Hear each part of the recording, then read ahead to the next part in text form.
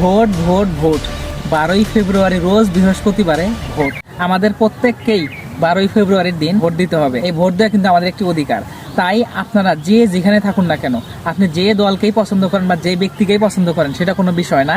আপনার পছন্দের ব্যক্তি বা আপনার পছন্দের দলকে ভোট দেওয়ার জন্য অবশ্যই আপনি যদি শহর থেকে বাইরে থাকেন তাহলে এই ভোটের দিন অবশ্যই আপনি এসে ভোটটা দিবেন। কারণ খেয়াল করে দেখুন, আপনি যে খাবারটা খাবেন সকালবেলা, দুপুরবেলা, রাতের, এই খাবারের যে বাজারটা সেটা কিন্তু আপনি আগেই করেন। ঠিক তেমনিভাবে একটা সরকার বা একটা যে রাজনৈতিক দল আমাদের দেশটা চালাবে 5টা বছর, ওই 5টা বছর দেশ চালানোর জন্য কাদের হাতে ক্ষমতাটা যাচ্ছে, সেই ক্ষমতাটা আমার ভোটের কারণে যাচ্ছে কিনা, আমি কি সঠিক মানুষকে ভোট দিয়ে সেই স্থানে পাঠাচ্ছি কিনা, অথবা আমি যে ভোট দিচ্ছি না ওই সরকার আমার একটা ভোটের কারণে যে আমাকে ভোটটা কম পাইলো, অন্য একটা প্রার্থী ভোট পায় সে উঠে গেল, দেশটার মধ্যে বিশৃঙ্খলা সৃষ্টি করলো, তখন কিন্তু আপনি আফসোস করবেন। কারণ আপনি যেমন 3 বেলা কি খাবেন সেটার জন্য আগেই মাইন্ড ম্যাপিং করেন যে আমি এটা খাবো, এটা আমার কেনা লাগবে, ওইটা বাসায় নিয়ে আসেন, তারপরে রান্না হয় আপনি খান।